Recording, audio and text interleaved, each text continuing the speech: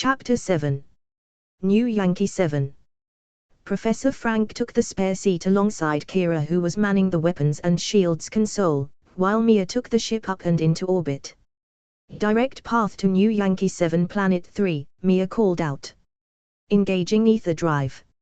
In both the main screen and the holomap, the icons of the extended scanner were overlaid over the images of planets and moons. Kira spent some of her time manipulating that part of the display, highlighting ships close to their path. It certainly looked like they were in a real warship, and Cal was half expecting a naming cross to appear in front of a vessel.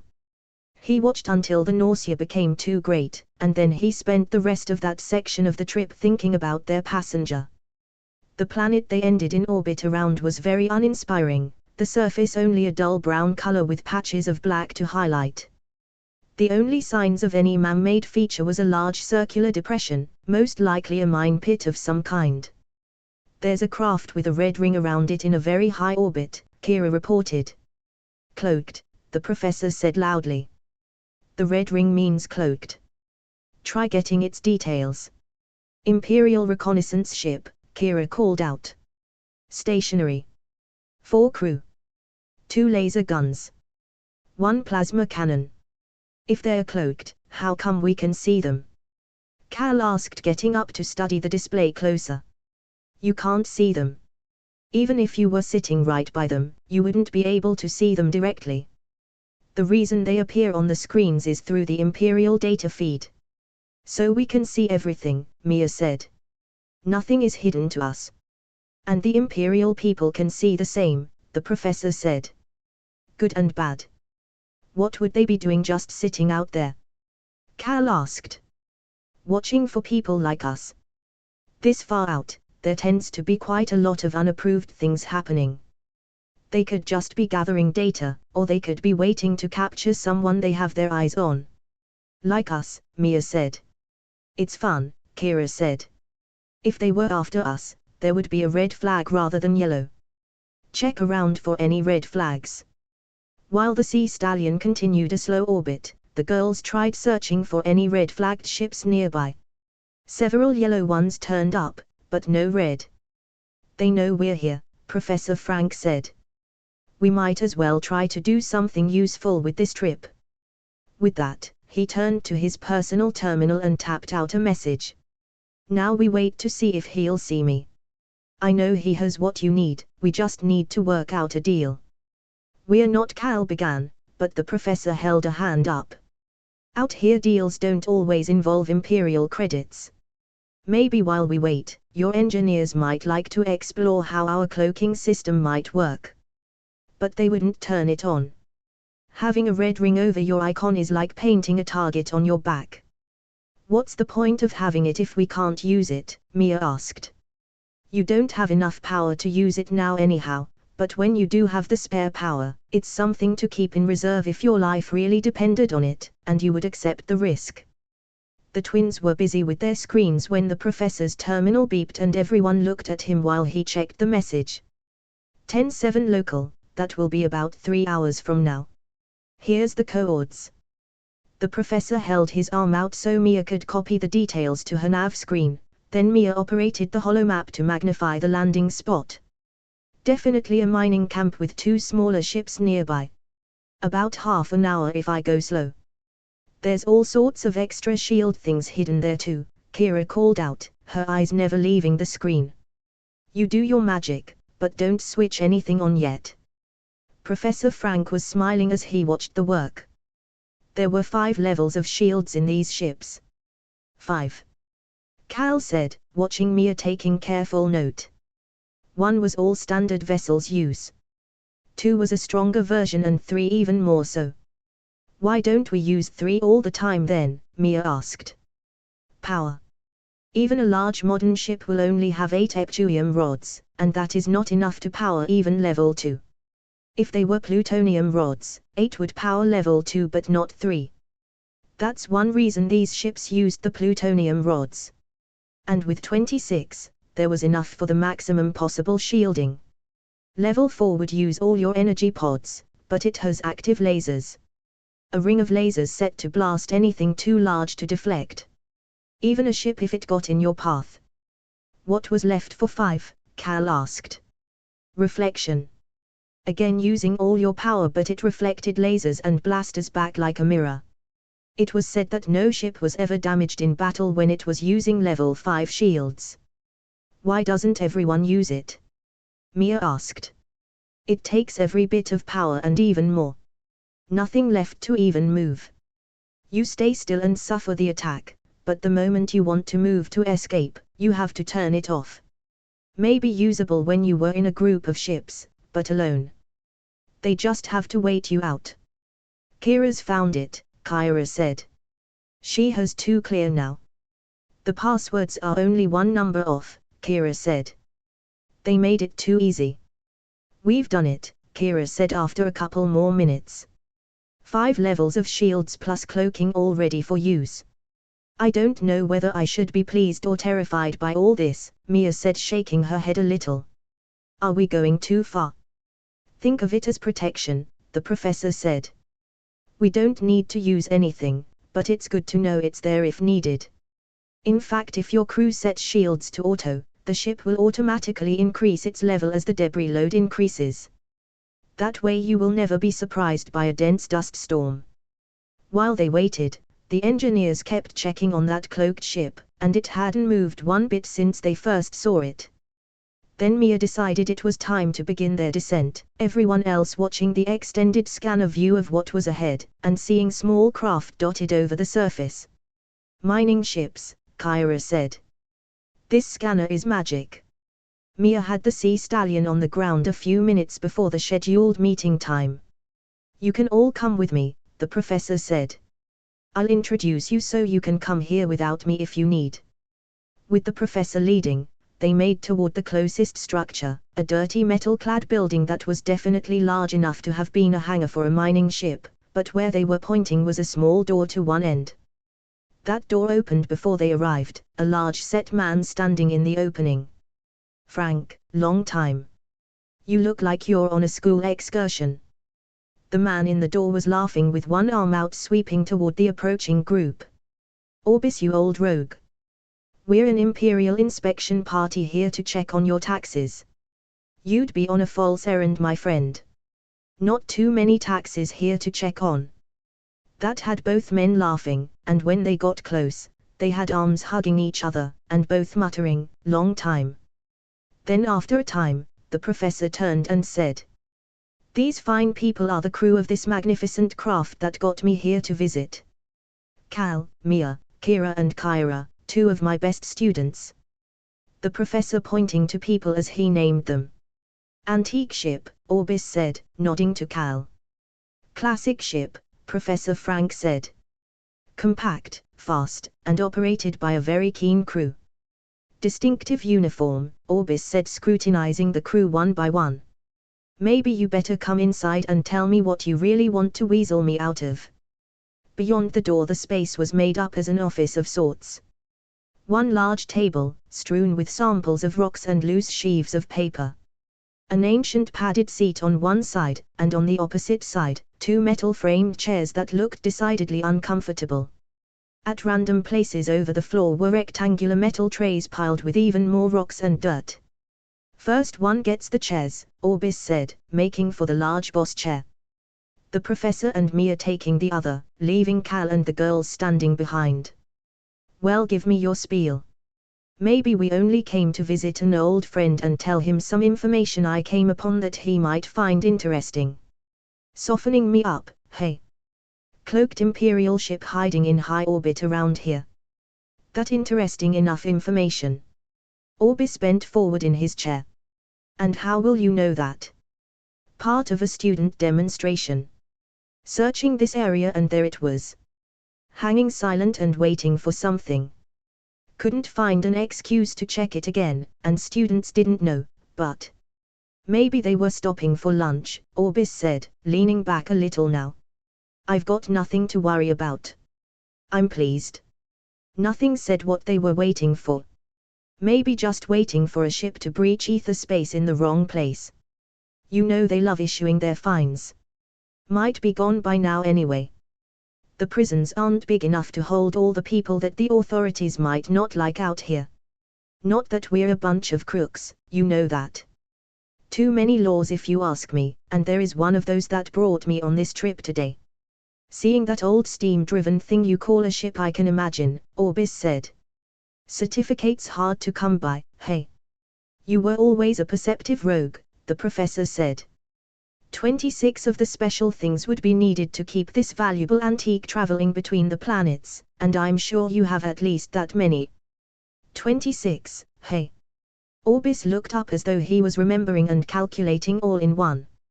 A man that wanted to buy 26 would be a rich man. Then there would be the cost of finding someone to change the items who knew what was possible. That part is sorted already, Professor Frank said. 20 million, Orbis said firmly, his eyes on the professor. Special price for an old friend. I was thinking of a different pricing structure. Something like free. Orbis burst out laughing, but the professor kept on. This is how I see it, he said. If someone had a large stock of a certain type of rod that was very valuable, its value would be a large part of the worth of his business. Say he had 100 of these rods. 210, Orbis interrupted. 210 then. That business would have say 150 million on its books as assets. Close. Close. That asset would only be good while there was a demand for that product, and as the demand fell, that value would also have to fall. How many rods have you sold lately?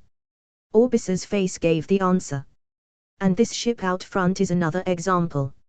Legally, no way of buying the product, and in a few more months that magnificent craft will have to be scrapped, and one of the last users of that rod will disappear forever.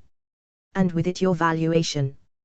But if I sell cheap, that devalues all my stock. Hence my solution. You give me 26 rods, and right here I will change them over and give you 26 rods back. Your inventory and your valuation remains the same.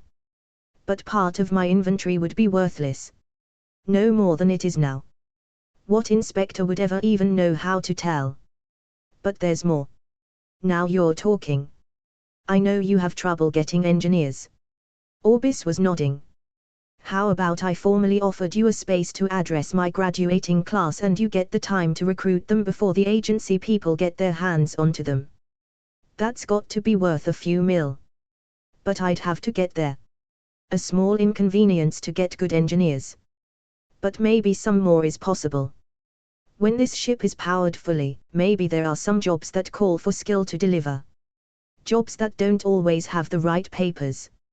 Not slaves, but metals and such. I have my own ships for that.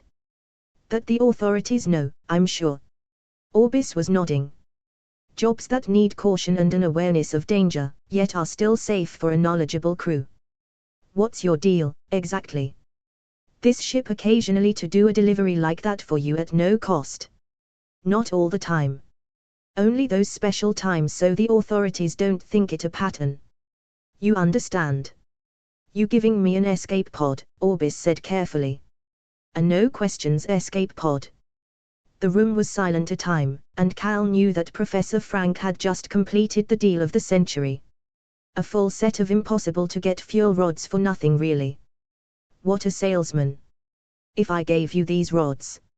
Lent them, the professor interrupted. Lent them for a few hours. They wouldn't even leave your property, and there would be no reason for any records. Just taking them out of store to check them like. That's what I would say. Your captain honest. He will keep his part of our bargain, and he knows how to keep his mouth shut. You better follow me then.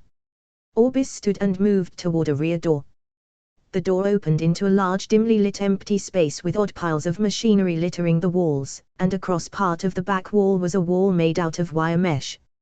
Careful not to trip, Cal followed last, seeing Orbis attacking a door in the metal cage with a key. When Cal got to the cage it was filled with cartons and bags arranged on shelves. Some labeled in a manner, but most left for experience to know the contents. This shelf, Orbis said, pointing to a line of metal boxes. You better go through for the best. As the professor opened the closest box, the purple glow was clearly visible in the dim light. "We'll start with these. You better take a couple more boxes. Save me unlocking all the time." 5 boxes spread among the group, and there was a desire to get to the ship as soon as possible, Orbis following to just beyond his doorway. "Be back soonish," Professor Frank said. "Boxes into the freight deck. Twins to help me."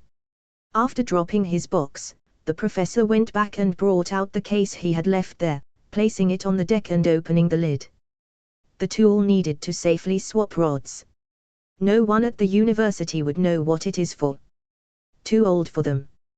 With the twins closely watching, the machine was removed from its supports.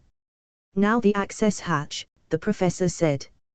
"You'll need to kneel down when we go inside."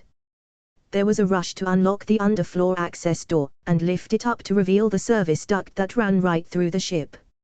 "Someone stay here ready to pass me a rod and someone else come to help." With that, the man was through the hatch and slithering along the access duct, his special tool dragged behind. Kira followed while Kyra grabbed a new rod ready to pass it on when asked. There was talking down the duct.